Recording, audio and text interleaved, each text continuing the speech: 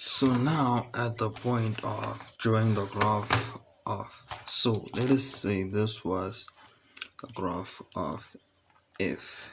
So let's draw the inverse.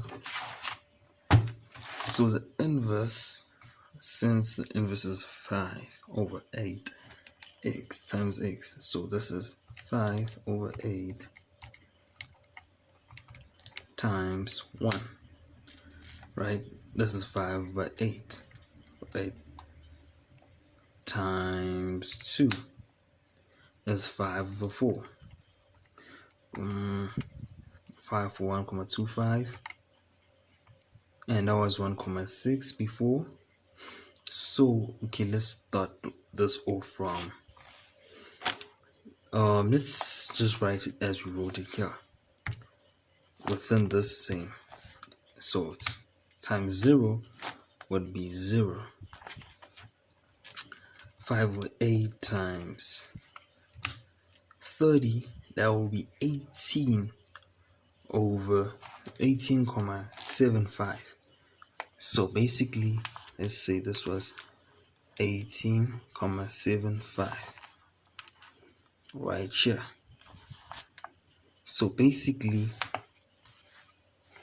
we have to also remember that how is the relationship going. So this is, when it is equal to 1, it is 0,6, right?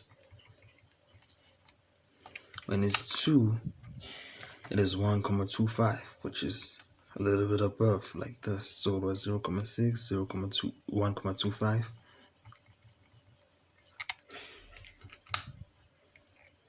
Which is 1,9. So basically, one can tell that the graph is going like this. So it is safe to say at the point of 30, it is 18,75 right here. So basically, it would be a straight line from this point to this point.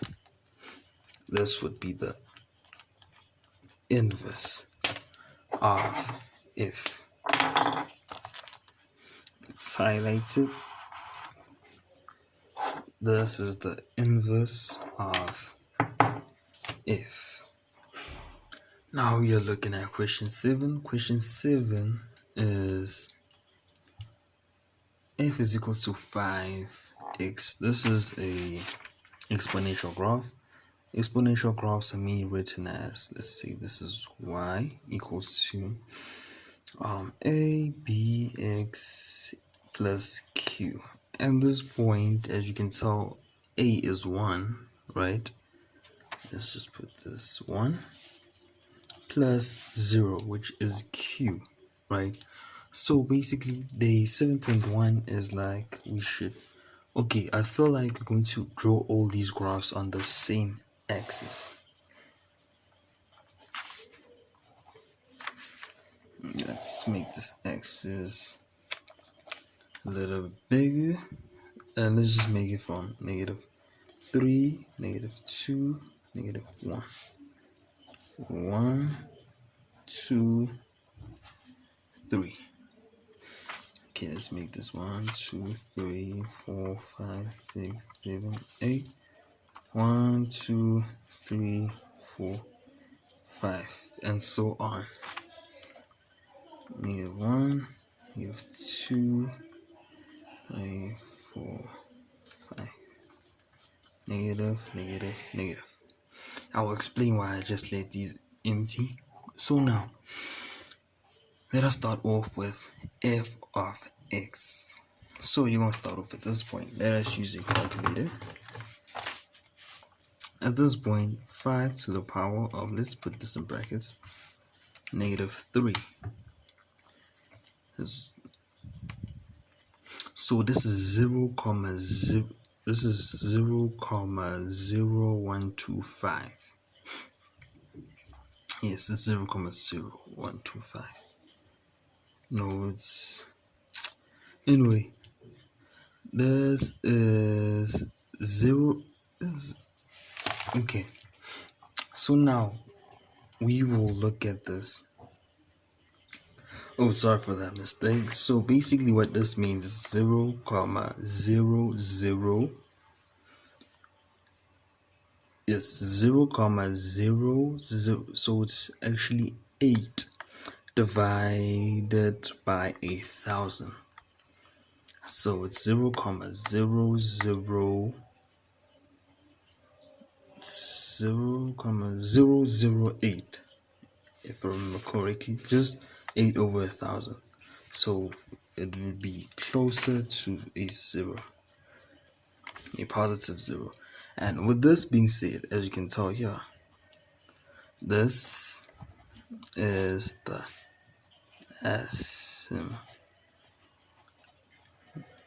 asymptote. So since this is the asymptote, this is 0, delete -2, this is 0, 0.04, still around here.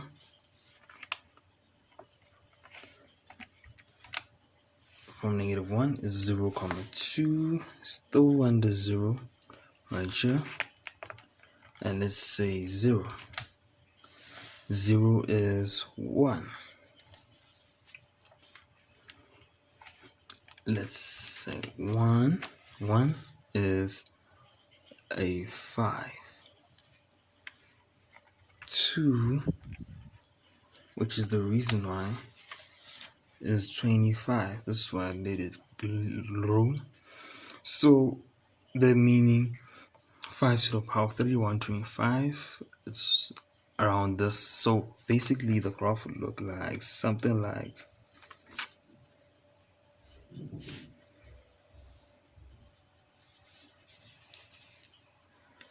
okay, it's not that neat, but something like this, but would not touch the point of 0 because 0 is the asymptote as it is right here. So now looking at g of x, right? Okay, let's write this as f, right? G of x, which is the reflection where x is equal to 0, so that is the reflection in the y-axis, the y-axis reflection, which will be looking like this. So basically with the y-axis reflection, g of x, let's just write this down, g of x, the y-axis reflection, what this means is from this point right here, which is, okay, this was supposed to be 25, so this would be right here, this would be 25, right? And this right here, 1 would be 5, and this would be 1, and it will be going to 0, 0, 0, like that, basically.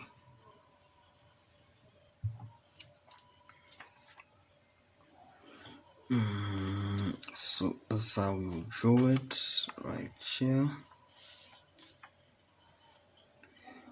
Also making sure we do not touch the y is equal to 0, the asymptote, right? Hopefully that is visible. So basically this is g, right? So let me just at least highlight it for it to be visible.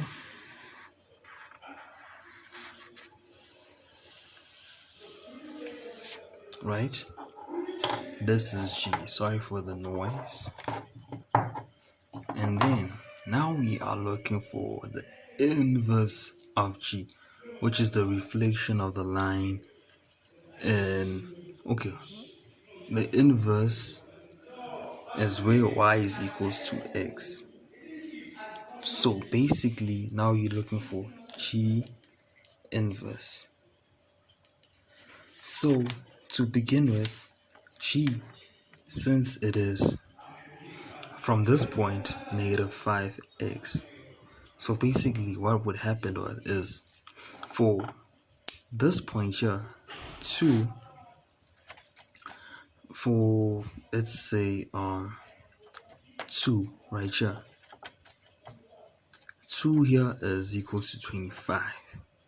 Whereas right here, negative 2 is equals to 25. So what this means is we would have to add in a negative here. So what it would look like this: 5 minus x. How do I prove this?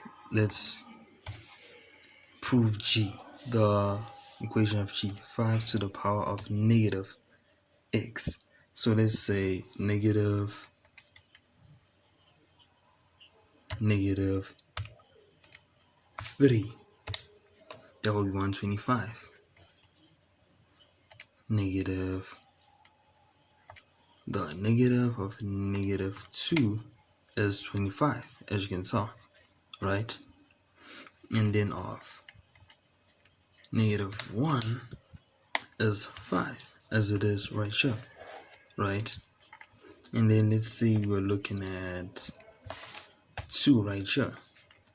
2 would be equals to 0.04, which is right here, whereas it is the reflection along the y-axis, where x is equals to 0. So as you can tell, it's that reflection. Now we're looking for the inverse, I mean. So basic with the inverse, since this was the main g of x, this means for the inverse, whereby g of x is y equals to 5 to the power of negative x. And 7.3, we are looking for the inverse, right, of g of x. So basically, for the inverse, we are going to, for the inverse,